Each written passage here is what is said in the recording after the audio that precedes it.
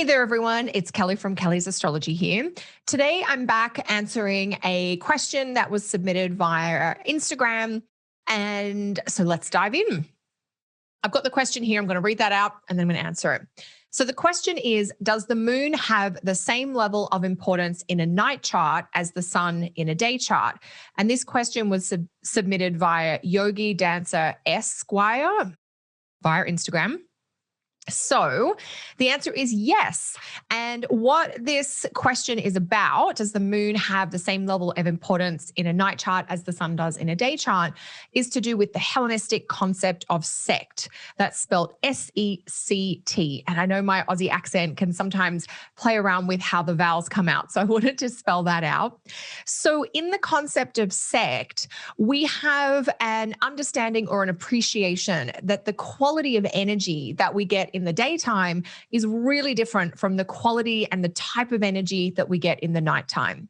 There are different activities that are commonly done during the daytime that we don't do as much at night, and vice versa. So in this concept of sect, the planets, the 7 visible planets, are broken into the daytime sect or the daytime team of planets and the nighttime team of planets. Now, Mercury is a little bit of a planet that can kind of go in either direction in certain technical situations. So we'll leave him out of this very basic look at sect.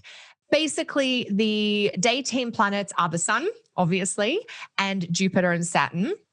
And the night team planets are the moon, of course, and Venus and Mars. And so the daytime planets, Sun, Jupiter, and Saturn, have a little bit more of that kind of expressive, assertive, maybe outgoing. They are more impactful in larger or more visible ways.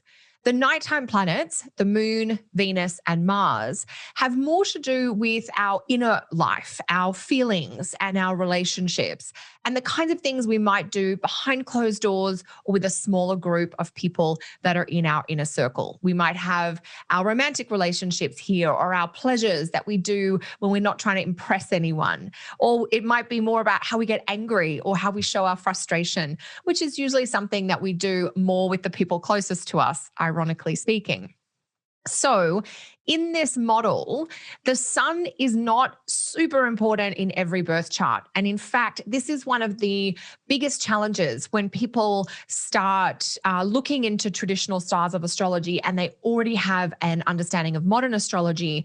It's one of the most fundamental changes that you shift when you go from modern to traditional or older styles of astrology, is that you stop thinking about the sun as the center of everything and as the most important planet in the chart, and you start to bring some of these more personal nuances in. So in a daytime chart, the sun, of course, gets the designation of sect light. It is the brightest light, the team captain of the planets that are most suitable and comfortable to the daytime chart. And in the nighttime chart, so if you're born at nighttime, after sunset and before sunrise, the moon is going to be team captain for you, and the moon becomes the planet to focus on. And what that means is that in a daytime chart, you would look at the house of the sun, the sign of the sun, and the aspects of the sun, and they become really important in the life of the individual. If you're dealing with a nighttime chart, you would actually put that emphasis on the moon in the chart, so that the moon's house placement, sign placement, and the aspects of the moon have a larger impact on the personality and the life as a whole versus the sun. So what we're saying here essentially is that in a nighttime chart, the sun shouldn't be your go-to planet, but rather the moon should be. And in a daytime chart, of course, you can carry on centering the sun there.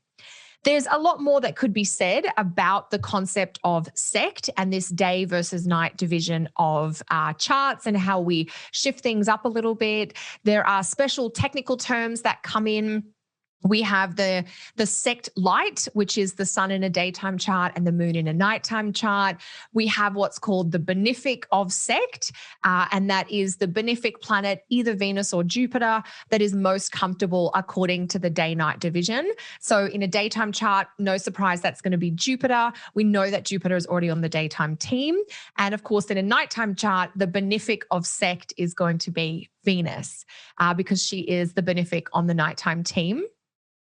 For the malefic planets, the planets that can cause some issues, that's a little interesting, where Saturn is associated with the daytime sect. And so the theory is that in a daytime chart, Saturn can be a little more constructive or productive, all other things being equal. And remember, they're not all otherwise equal. And in a nighttime chart, Mars can be a little bit more constructive or productive. So the special definition that comes up with the malefic planet, Mars or Saturn, has to do with the malefic contrary to sect or the malefic out of sect. And this planet can be the planet that causes you some of the most annoying problems or challenges in your chart and perhaps in your life as well. So if you're born in the daytime, the out of sect malefic planet is not going to be Saturn, because Saturn is of sect in the daytime chart, but rather Mars is the out of sect or contrary to sect malefic in a daytime chart. So that could be a planet causing you a few issues. And in a nighttime chart, Saturn is going to be the contrary or out of sect malefic. So if you're a nighttime chart, you're more likely to deal with some of those classically challenging or difficult Saturn expressions. Now, I'm just giving you some of the highlights of the sect theory here. If you'd like to find out more about this concept and these techniques, I do have a training course called An Intro to Traditional Astrology. So this is a 3-part training course. It's a full training where you've got video classes, you have reading to do associated with each class, and there's some homework that you can receive feedback on as well. So you get all the guidance you need to start incorporating some of these traditional astrology ideas. So this will really deepen your understanding of how birth charts work. If you're trying to make more sense or get more clarity about your birth chart or about the birth chart of someone close to you, I'd highly recommend trying out some of these traditional astrology techniques. In this particular training, I'm going to show you how you can incorporate things like sect, as well as house rulerships, planetary condition, and whole sign houses into your chart work. So you will get an understanding of what whole sign houses is about and how it might be helpful to chart work. I'm going to teach you the doctrine of sect, and that'll help you figure out which planet is like your best friend planet, the one that's really working for you all the time. And it'll also really clarify how that out of sect or contrary to sect malefic planet might be causing you some issues. You're going to figure out house rulerships, which is really important to getting specific topic-centered information out of a chart. So when you or a client want to know about finances or health or fertility or career or friendship, using the house rulerships approach will help you with that. I'll talk about why outer planets don't rule zodiac signs and what you can do with them. So that means I'm going to take you into the Thema Mundi chart, which is our original teaching chart, or one of our most ancient teaching charts on astrology. So you get a sense of some of the core founding philosophies that are embedded within astrological practice. And we take some steps into basic planetary condition, looking at strength and dignity. So this is going to give you some clarity about some of these traditional astrology topics that you might have heard about, but aren't quite sure how to apply. This course is an online downloadable course. It is available for instant download. So if you're interested and you want to go further, you can pop over to my website, kellysastrology.com, and get more info there. So that was a little bit more of a detailed question. You know, I could have answered this question with just yes or no, because the moon has the kind of importance in a night chart that the sun has in a day chart. Absolutely. And hopefully teaching you a little bit about the concept of sect helps you understand why. If you want more, you want the full detailed training, do check out my training program, An Intro to Traditional Astrology. That's it from me for today, team. I'll be back soon with more, as always. Until then, take care.